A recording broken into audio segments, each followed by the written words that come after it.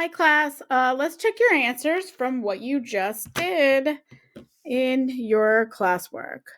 So, when you're simplifying expressions, you want to either highlight or draw a shape over or whatever it is over like terms. Remember, like terms are terms with the same variable, with the same amount of that variable, like x, and x squared are not the same like term. So in this problem, in this problem, x,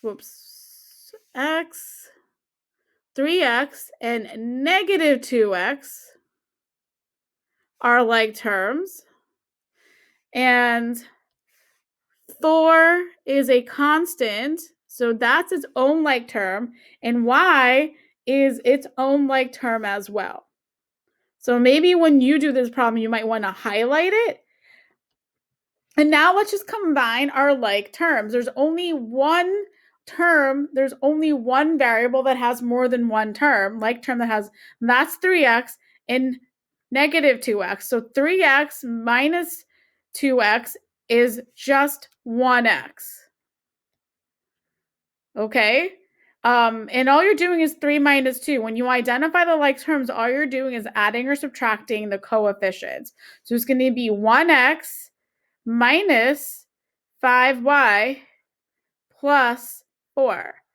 5y, negative 5y, and 4 don't have any like terms, so you don't do anything with them. You just write them. So you can write your answer as this or x minus 5y plus 4. So these are one of your two answers. Let's do the next problem. So let's combine like terms. Let's simplify the expression by combining like terms in this problem. So we have a y here, so I'm going to put a blue rectangle around 3y. And let's look to see if there's another term with a y. 7x, nope. 2x, nope. But negative 2y is a like term. So I'm going to put a rectangle around that too, and you could just highlight that blue.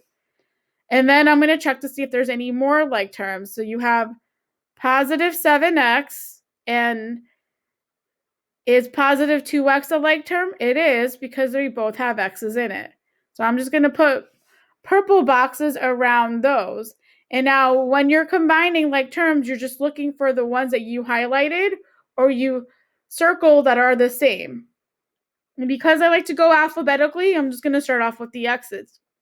So positive 7x plus 2x is just going to be 9x, because all we're doing is adding or subtracting the coefficients. It's positive 7 plus 2, that's a positive 9x. And now we've done the x's, we're going to go to the y's. 3y minus 2y is 3 minus 2 is a negative 1y.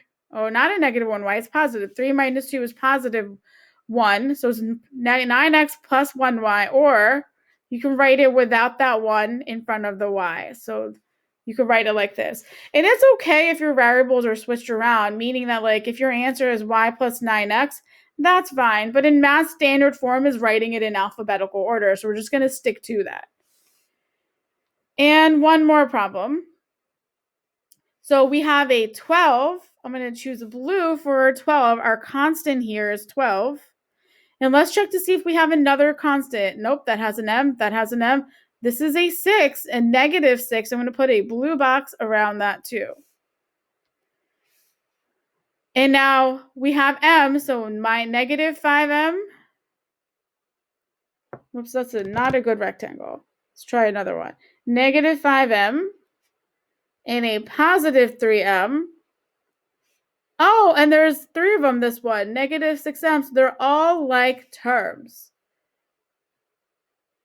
So let's start off with our m's over here. So with our m's, if you're not sure, you could write it on the side too. We have negative 5 plus 3 minus 6.